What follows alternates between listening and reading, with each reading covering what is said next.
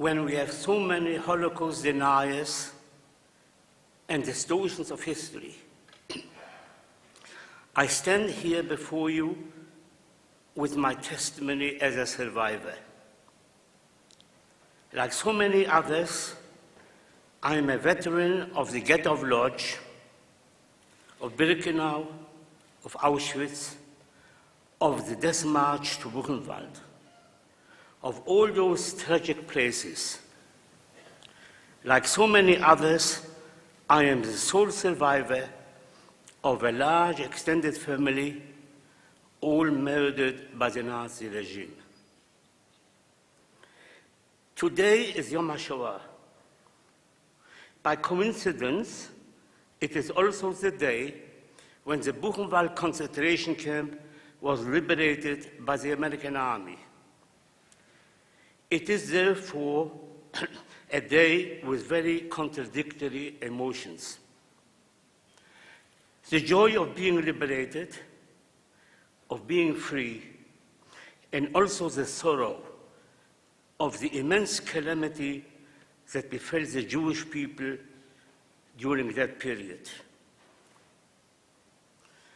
All my memories are made up of this duality.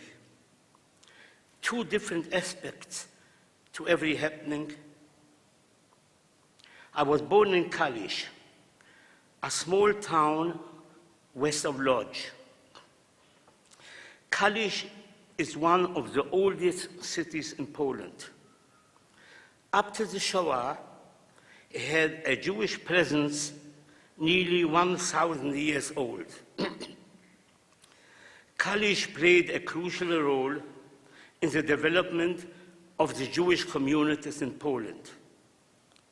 In the year 1264, Prince Boleslav granted a remarkable charter to the local Jews, later extended to the whole of Poland, named Status Kaliski, the Kalisz Statute. This gave Polish Jews a legal foundation for human rights, including the protection of Jewish communal life and jurisdiction by Jews over Jewish matters. And yet, in the 1930s, as soon as I could put the words together, I read the banners across the streets of that pretty little town proclaiming Kalisz bez Żydów, Kalisz without Jews. On the one hand, you have tolerance, human rights. On the other hand, racism, xenophobia, and extreme anti-Semitism. When the war broke out in September 1939, my older brother and I were in a Jewish religious orphanage in Kalisz. With the news of impending German arrival, chaos broke out in the town. It was decided to flee to Lodz, deeper into Poland. Halfway there, the staff of the orphanage disappeared, abandoning us in the middle of the road. We were about 20 boys, aged between 9 and 14 years old. We were alone, frightened, at a loss what to do. We decided to walk on to Lodz. When we arrived there, tired, hungry, disorientated, there was chaos there too. The Jewish areas were deserted. We climbed over the fence into the Jewish community center on Pomorska Street number 18. The beautiful old building was forsaken. Tables and chairs were overturned. Papers were strewn everywhere. There was nobody there except a gray-haired old man who turned out to be the controversial Mordechai Chaim Unikowski. He directed us across the road to number 19 Pomorska Street, another Jewish boys' home. And I asked myself, how could someone like Unikowski, who was so kind to us then, who became the leader of Lodz Ghetto, how could he later on, in the year 1942, make his infamous speech, Mutter, bring dein Korban, mothers, bring your sacrifice? How could Unikowski decree that parents should surrender their children to the Germans for deportation? And when they refused, how could he send his Jewish police force to round up children under 10, the old and the sick? How could he send away 20,000 people over 3 days to their certain deaths? I now want to relate to you something that happened to me when we arrived in Birkenau. One cannot describe the indescribable. I only want to say that we have been transported from Lodz in cattle trucks, wagons locked from the outside, very little air, no water, and no sanitation. After 3 hellish days, the locomotive backed into the one railway line of Birkenau. It uncoupled from the train and moved out. The gates clanged shut, and we were trapped in the hell of Birkenau. I was very close to the door, which was opened by a Sonderkommando, a prisoner allotted a special task. Adding to the general confusion, the noise, the terror, he yelled out in German, "Raus, raus!" Then he whispered to me quietly in a mixture of Yiddish and Hebrew, quoting a Yom Kippur prayer. "You are now going, Mile Chaim and Mile Muvet." A selektia, who shall live and who shall die. Say you are 18. Say you are 18. That prisoner endangered his own life to warn me in order to try and save my life.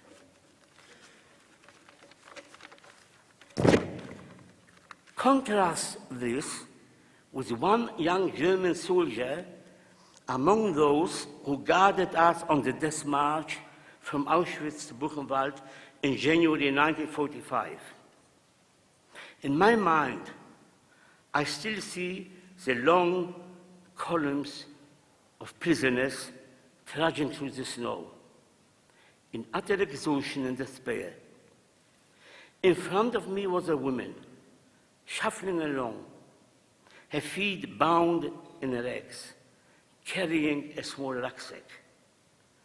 The soldier, very young, barely into manhood, yelled at her, "Schmeiß weg! Throw away the rucksack." She went down on her knees, clutched the German guard around his legs, looked into his eyes, and begged, half in German, half in Polish, aber teures Brot, but this is bread. The young soldier said nothing, took out his revolver, shot her in the forehead, and then kicked her body into the ditch. I can still see today the bloodstains on the freshly fallen snow. So tonight, I bear witness to the murderous Nazi regime, to the cruelty of their many collaborators in every occupied European country.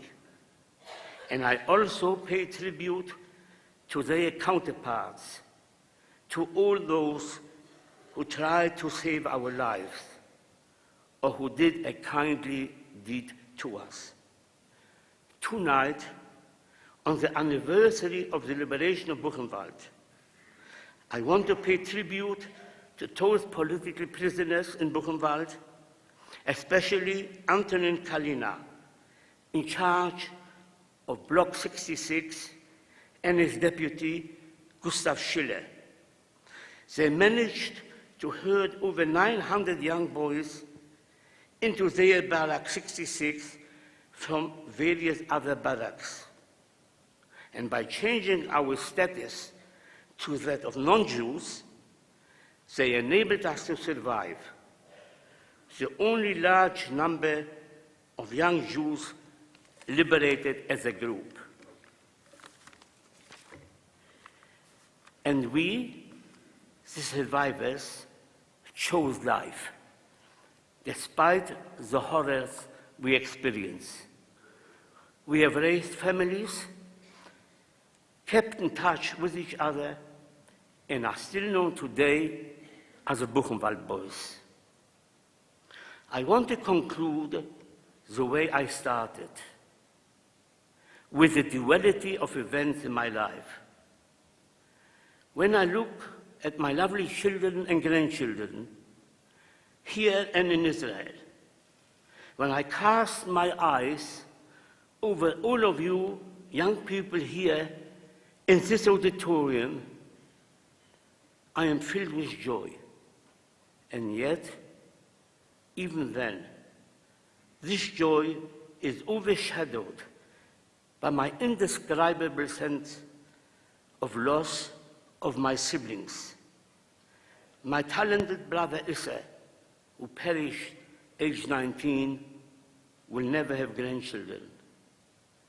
My younger brother Ephraim, aged 11, my little sister Chaya Ruchele, aged 9, will never have known the normal human happiness of marriage and raising families.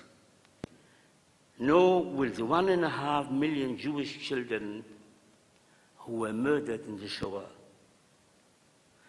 How horrific was the crime? How deep our sorrow? How immense our tragedy. And still, when I look around here in this hall at all of you, and especially when we travel to Israel, my heart rejoices.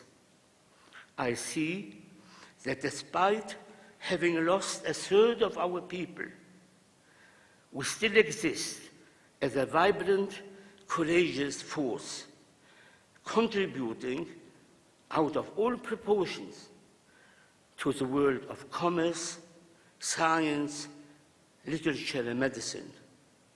And then, when I silently recite Kaddish in my heart, I can also say, Netzach Yisrael lo yishaker, for Am Yisrael Chai.